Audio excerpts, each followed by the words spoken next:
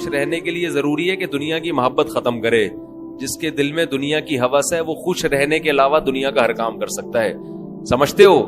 جب وہ دنیا کو مسافر خانہ نہیں سمجھے گا تو پاگل ہوتا رہے گا. ابے اس کے پاس پلاٹ آ گیا, ابے اس کے پاس گاڑی آ گئی, ابے اس کا امریکہ کا ویزا لگ گیا, ہم یہاں ٹھیلے بیچ رہے ہیں, ابے یہ سیدھا سیدھا بولو بھائی بھاڑ میں جائے. جب بحریہ ٹاؤن کے مالک کا جنازہ اٹھے گا تو میرے دوست نے 2 پلاٹ لے لیے تو کون سا تیر مار دیا؟ جو اونر ہے وہ مر جائے گا. ختم بھائی. تھوڑے دنوں میں ٹماٹر بیچو, رکشا چلاؤ, لینڈ کروزر میں گھومو, یہ تھوڑے دن کے کھیل ہیں, اس کے بعد ختم. قارون جب اپنے خزانوں کے ساتھ مارکیٹ میں آیا نا, قرآن کہہ رہا ہے, قرآن نے تو مارکیٹ کا لفظ استعمال نہیں کیا, جب اپنے خزانوں کے ساتھ قارون مارکیٹ میں آیا ایک دفعہ پورے جاہو جلال کے ساتھ, پبلک نے جب اس کا پروٹوکول دیکھا اور خزانے دیکھے, اس کا لباس, جب بڑا آدمی جا رہا ہوتا ہے نا بڑی عزت دی جاتی ہے, تو بے وقوف لوگ رالیں ٹپکانا شروع کرتے ہیں. یا لیت لنا مثل ما اوتی قارون. احمقوں اور بے وقوفوں نے کہا ہائے کاش ہمارے پاس بھی ایسی دولت ہوتی جیسی قارون کے پاس. کیا پروٹوکول ہے بھائی اس کا. تو قرآن کیا کہتا ہے؟ علم والوں نے کہا وَيْلَكُمْ, برباد ہو جاؤ, تمہارا ناس ہو جائے. جب انسان بہت ہی الٹی بات کرتا ہے تو آدمی کہتا ہے تیرا ناس ہو, تو برباد ہو جائے, کہ بیکار باتیں کر رہا ہے بیٹھ کے. کیا کہنے لگے؟ وَيْلَكُمْ, تباہ ہو جاؤ. یہ ویلکم نہیں ہے, کیونکہ ایک جگہ کہیں ہم عربی گرامر پڑھ رہے تھے تو پرانے زمانے میں جب متحدہ حقیقی بنی تھی نا, وہ 90s کی بات ہے, تو ایک جگہ لکھا تھا ویلکم آفاق احمد. تو ہم عربی گرامر پڑھ رہے تھے, میں اس کو پڑھ رہا ہوں وَيْلَكُمْ آفاق احمد. اب وَيْلَكُمْ کا معنی تو بددعا ہے کہ تم تباہ ہو جاؤ. تو میں حیران ہوں کہ انہوں نے اپنے قائد کو گالی کیوں دی ہوئی ہے. میں وہاں کھڑا بس سوچ رہا ہوں کہ اپنا قائد بھی متحدہ حقیقی بنی تھی نا, تو وہ قائد بھی مانتے ہو آفاق احمد کو, اور تم کہہ رہے ہو اور گالی بھی دے رہے ہو تم تباہ ہو جاؤ. پھر کسی نے بتایا بھائی یہ وَيْلَكُمْ نہیں ہے, یہ ویلکم ہے. تو پھر ایک عربی ان دنوں میں آئے ہوئے تھے, وہ کہنے لگے لِسَبِيلِ ہی چوک کدھر ہے. لسبیلا چوک کو کہہ رہے تھے لِسَبِيلِ ہی چوک. وہ کہہ رہے تھے یہ لِسَبِيلِ ہی چوک کدھر ہے. تو عرب اس طرح کی غلطیاں بھی کر رہے ہوتے ہیں. تو خیر, تو قارون کے خزانوں کو دیکھ کر بے وقوف لوگ کیا کہنے لگے؟ یا لیت لنا, ہائے ہائے ہائے کاش ہمارے پاس بھی ایسا جاہو جلال ہو, ایسی گاڑیاں ایسی سواریاں ہوتی. تو اللہ فرماتے ہیں جو علم والے لوگ تھے انہوں نے کیا کہا؟ وَيْلَكُمْ, تمہارا ناس ہو, برباد ہو جاؤ تم. کیسی باتیں کر رہے ہو بے وقوفوں والی. ثواب اللہ خیرون, اللہ جو نیک عمل پہ بدلہ دے گا وہ اس سے کئی گنا بہتر ہے. تو کبھی تمہاری رالیں کسی نیک عمل کو دیکھ کے تو ٹپکی نہیں ہے کہ وہ روزے رکھ رہا ہے, وہ صدقہ کر رہا ہے, تو رال ٹپکے یار کتنا کما رہا ہے. یہ ٹپک کس پہ رالیں رہی ہیں؟ جو عیاشی کر رہا ہے. تو یہ عیاشی تو تھوڑے دنوں میں ختم ہونے والی ہے. اور قارون اب مارکیٹ سے شارٹ ہو گیا کہ نہیں ہو گیا؟ کہاں گیا اس کا جاہو جلال؟ تو قبر بھی نہیں ملتی, قبر بھی نہیں ہے, زمین میں دھسا دیا اللہ نے, ایسا دھسایا حدیث میں آتا ہے قیامت تک دھستا ہی رہے گا. موسیٰ علیہ السلام نے اسے کہا زکات دے, اللہ نے تجھ پر احسان کیا ہے, تو جیسے اللہ نے تجھے دولت دے کے احسان کیا تو اللہ کی مخلوق پہ احسان کر, تو بھی مخلوق پہ خوب خرچ کر. تو کہنے لگا یہ میرا کمال ہے جو میں نے پیسہ کمایا ہے. مائنڈ میرا کیا تھا؟ آج بعض مالدار لوگ کہہ رہے ہیں نا میرا مائنڈ, میری لک ہے اور میری. او بھائی آپ کا کچھ نہیں ہے. جس کے لیے اللہ رزق کے دروازے کھولنا چاہے کھول دیتا ہے. ہم نے بڑے بڑے فنٹر دیکھے ہیں, وہ بیچارے ٹماٹر ہی بیچتے رہتے ہیں ساری زندگی, حالانکہ مائنڈ ان کا بہت ہوتا ہے. اور بڑے بڑے بے وقوف لوگ دیکھیں جن کے پاس نوٹ گننے کی فرصت نہیں ہے. تبھی امام شافعی نے کہا ہے نا, ایک شعر امام شافعی کی طرف منسوب ہے واللہ عالم, کہ اگر عقل کی بیس پر لوگوں کے پاس پیسہ آتا تو غریب تو بیچارے بھوکے مر جاتے. نہیں سوری, بے وقوف بیچارے بھوکے مر جاتے اگر عقل کی بیس پہ پیسہ ملتا. تو میں اکثر اس پہ ایک واقعہ بھی سناتا ہوں, میں جلدی سنا کے آگے چلتے ہیں. ایک مالدار آدمی, ہمارے حضرت یہ واقعہ سنائے کرتے تھے پرانے زمانے کا. ایک بہت مالدار آدمی تھا, غریب تھا, سوری ایک بڑا عقل مند آدمی تھا غریب. مجھے بھی روزہ لگ رہا ہے آج نا. ایک بڑا عقل مند آدمی تھا مگر تھا کیا؟ غریب. اکثر ایسے ہی ہوتا ہے عقل مندوں کے پاس پیسہ نہیں ہوتا. لیکن یہ قاعدہ کلیہ نہیں ہے. مالدار بولیں گے مفتی صاحب ہمیں بیوقوف کہہ رہے ہیں. تو اس نے دیکھا کہ ایک آدمی بڑا مالدار تجارت کا سامان لے کے جا رہا ہے. بیوقوف اتنا ہے کہ اونٹ کے ایک طرف چاول کی یا جو بھی امپورٹ کر رہا ہوگا جو بھی چیز, اس کی بوریاں لادی ہوئی ہیں, اور بیلنس برابر کرنے کے لیے اونٹ کے دوسرے طرف ریت کے بورے رکھے ہوئے ہیں تاکہ بیلنس کیا ہو جائے. 10 بوریاں چاول کی یہاں ہیں تو وزن برابر کرنے کے لیے 10 بوریاں ریت کی ادھر. اس امیر آدمی نے لفٹ مانگی اس غریب سے, وہی نا روزہ لگ رہا ہے. اس عقل مند آدمی نے لفٹ مانگی اس بے وقوف سے, کیونکہ یہ عقل مند غریب تھا. تو اس بے وقوف نے اس کو لفٹ دے دی کہ چل تو میرے ساتھ اونٹ پہ بیٹھ جا.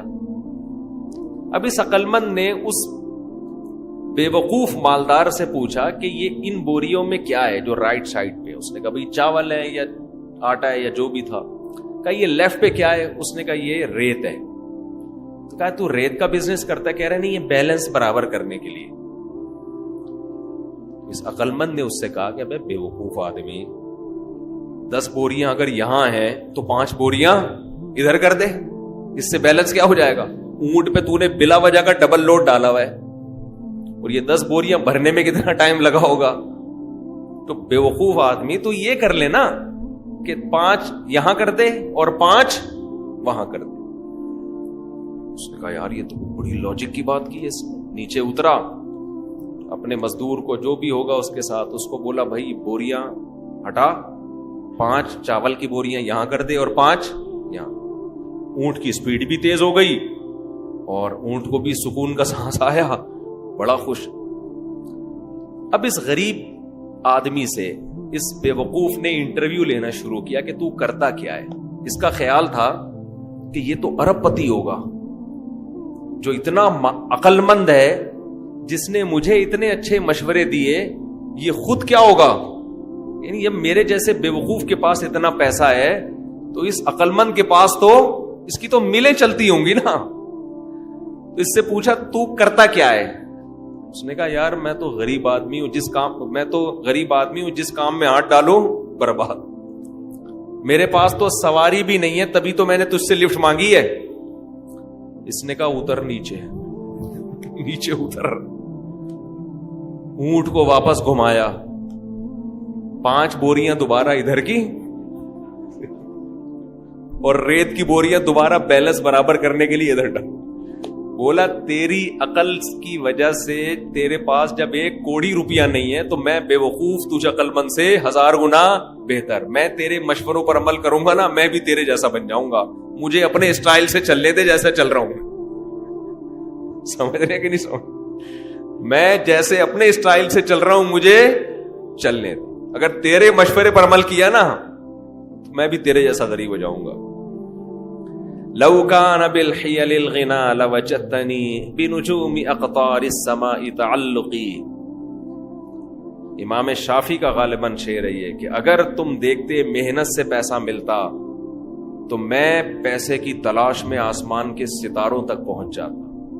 ہم نے دیکھا ہے بعض لوگوں کا ایک شوق ہوتا ہے, شوقیہ کچھ چیزیں پالتے ہیں رکھتے ہیں, وہ شوق ان کا بزنس بن کے ان کو کروڑ پتی بنا دیتا ہے, حالانکہ انہوں نے سوچا بھی نہیں ہوتا کہ اس شوق سے ہمیں کیا ملے گا, پیسہ. اگر وہ پلاننگ کر کے کرتے تو کچھ بھی نہیں آتا ہاتھ. اس کا مطلب یہ نہیں کہ آپ محنت نہ کریں. پہلے ہی ہمارے یہاں پوستی پن چل رہا ہے, اٹھتے نہیں ہیں, 12-1 بجے اٹھتے ہیں, ایک دکان پہ نہیں بیٹھتے. محنت تو کرنی ہے لیکن ملے گا اتنا جتنا اللہ نے مقدر کیا ہے.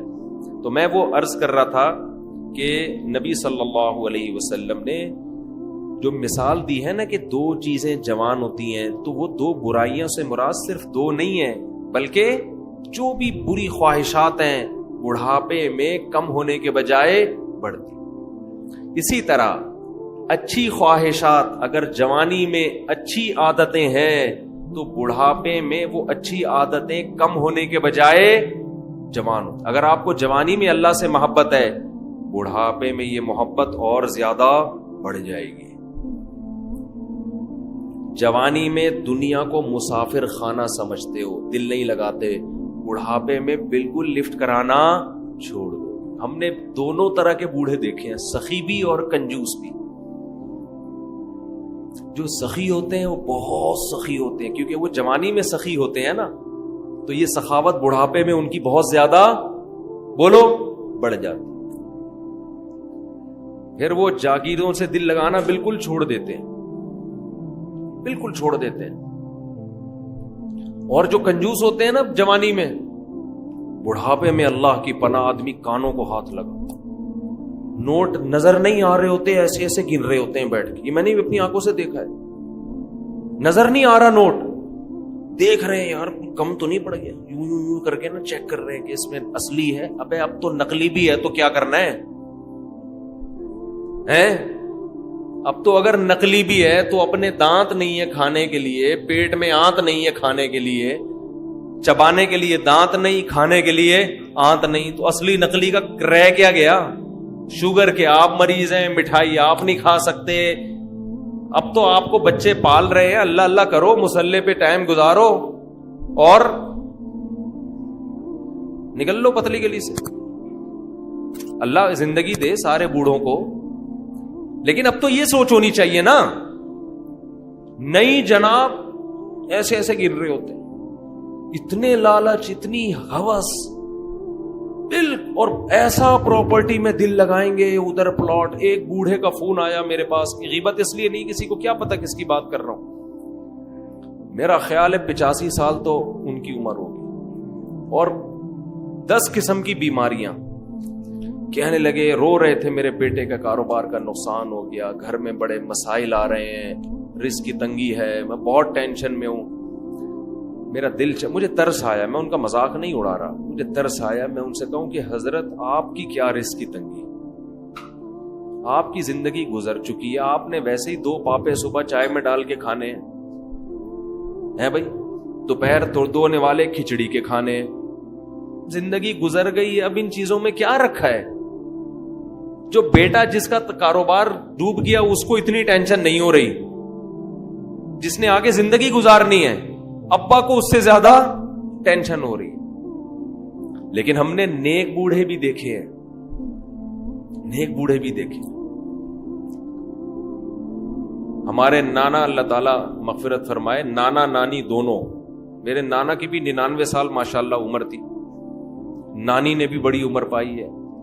جب بھی ہم ان کے پاس جاتے تھے نا تو وہ شاعری شروع کر دیتے تھے، قبر کی آخرت کی. ٹھیک ہے، گھر جسے سمجھے ہو وہ تم گھر نہیں. مجھے پورا شعر یاد نہیں ہے ان کا، یعنی بار بار کہتے تھے بیٹا جس کو تم گھر سمجھ رہے ہو یہ گھر نہیں ہے، گھر اصل کیا ہے؟ قبرستان.